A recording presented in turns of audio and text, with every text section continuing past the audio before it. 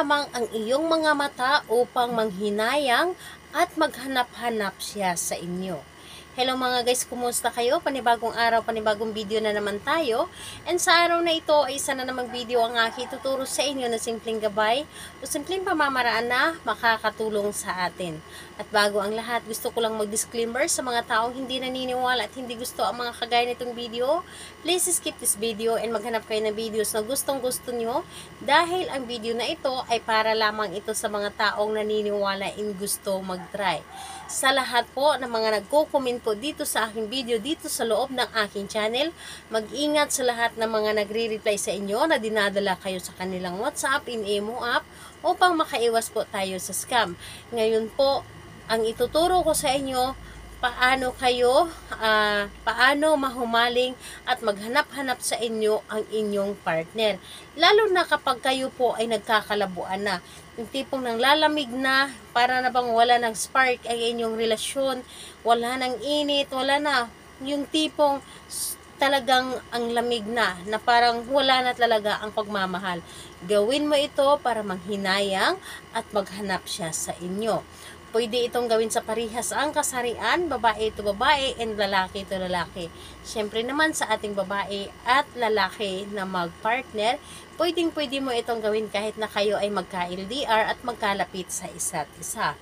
Dito wala tayong kailangan na bagay, materialis na dapat nating ihanda, kundi ang ating sarili lamang. Kailangan natin dito ang ating sarili, kailangan na buo ang ating loob sa paggawa, kailangan na lubos kang naniniwala, tiwala. Siyempre, yun po ang ating kailangan, ang ating tiwala at paniniwala sa paggawa ng isang ritual. At kailangan na mag-isa ka lamang na gumawa at hinding-hindi mo ito ipagsasabi sa kahit kanino, kahit ka-close friend mo pa yan, kahit na alam mo sa inyo sarili na naniniwala siya sa mga ganyan pero hindi mo siya ito pwede ipagsasabi para po mas maganda ang resulta nito.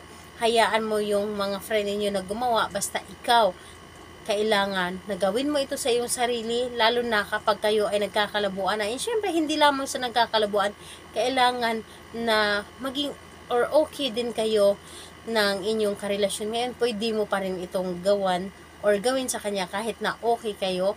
And pwede rin itong gawin kahit na kayo ay mag-ex. So, ayun. Kapag ready ka na, ay pwede mo na itong simulan. Dito napakadali at napakasimple lamang.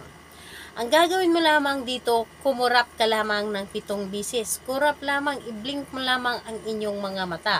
So, bawat blink or kurap, sa bawat kurap po ninyo, sambitin ang kanyang pangalan at apelyido at sabihin po ninyo na manghinayang at hanap-hanapin mo ako.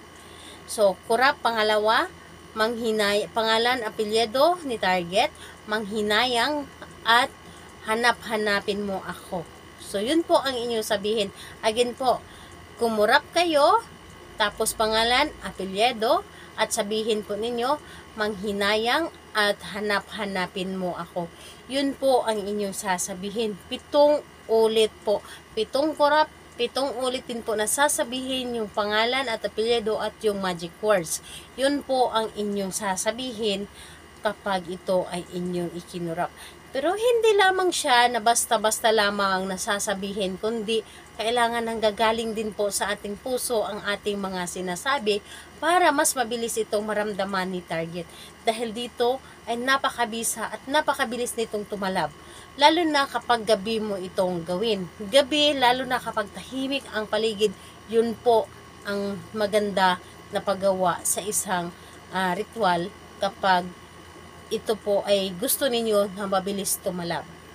So, ayun po, kailan ito pwedeng gawin? Gawin ito sa kahit anong araw at kahit anong oras, pwedeng umaga, tanghali, gabi. Depende po sa inyo kung kailan ninyo pwedeng gawin or gustong gawin. So, sa lahat po na mga gustong magpa-shoutout, mag-comment lamang sa baba para ma-shoutout ko kayo sa next video.